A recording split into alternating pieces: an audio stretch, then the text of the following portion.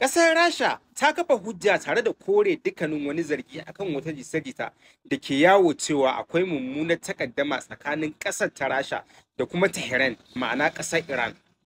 Mataimakin ministan harkokin ƙasashen wajen ƙasar Rasha, Sergei Ryabkov, ya bayyana cewa sakamakon wata jita-jita da ake yaɗawa cewa akwai ɓaraka tsakanin ƙasar ta Rasha da kuma Tehran, zuwa yanzu ya kore dukkanin wannan zargi, tare da cewa ƙasar Rasha da Iran suna nan ɗinke da alaƙarsu, sai ma abin da ya ƙara ƙaruwa fiye da da. Wannan rahoto ya kasance mafi tasiri kuma mafi gaskiya daga abubuwan da jaridun ƙasashen waje da tarayyar duniya suke wallafawa. Duk abin da aka jan ambata a ciki ya zo ne a rubuce, ba ra'ayi na mai wannan shafi ba. Ryabkov ya bayyana haka ne a cikin wata tattaunawa da ta gudana a birnin Moscow, inda ya bayyana cewa ƙasar Iran abokiyar hulɗa ce ta gaskiya da amana. Duk wata jita-jita da ake danganta mu da ita ba ta samo asali ba, sannan kuma ba ta da tasiri a gurinmu. Ryabkov ya bayyana cewa rikicin siyasa da diflomasiyya ba zai iya shafar tsakanin ƙasar Iran da kuma ma'ana rikicin siyasa da damuwa da ke faruwa a cikin gidan ƙasar Iran ba zai iya shafar yanayin diflomasiyya da kuma alaƙar tsaro da ke tsakanin ƙasar ta Moscow da kuma ƙasar Iran ba.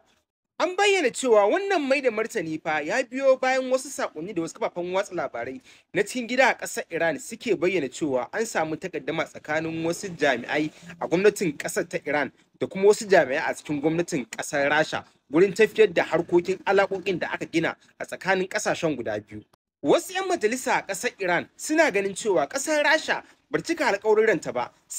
Wasu 'yan majalisa a ƙasar Iran suna ganin cewa Moscow bar cika alƙawarurrukan da ta ɗauko wa ƙasar Iran ba, musamman kuma a halin yanzu da ƙasashen yamma sai ƙara dawo da ƙarin takunkumi kan ƙasar ta Rasha. Sai dai Ryabkov ya musanta wannan zargi, inda ya bayyana cewa a halin yanzu ƙasar Iran da kuma Rasha suna fuskantar makoma iri ɗaya ne ta hanyar takunkumi daga ƙasashen yamma, inda ya bayyana cewa haɗin kai tare da fuskantar matsala guda ɗaya shine abin da ya dace ga ƙasashen guda biyu domin tsira. To sai dai biyo bayan wannan jawabi na Ryabkov, ya bayyana wasu masana sun bayyana cewa wannan kalamai daga bakin ƙasar Rasha tamkar wani yunkuri ne na kwantar da hankali ga Tehran a sakamakon abin da yake gudana a halin yanzu na takunkumin Majalisar Ɗinkin Duniya, ma'ana mechanism snapback, wanda ya dawo a kan ƙasar tun a farkon wannan watan da muke ciki. Wasu kuma na hangen kalaman a matsayin tabbatarwa da ƙasar Iran cewa haɗin gwiwa a fannin tsaro, makamashi tare da rundunar dakarun soji wanda ƙasar ta haɗa gwiwa tsakaninta da ƙasar Rasha suna so su tabbatar da cewa wannan al'amari fa ba zai rushe ba duk da matsalolin takunkumi da ƙasashen guda biyu suke fuskanta na cikin gida.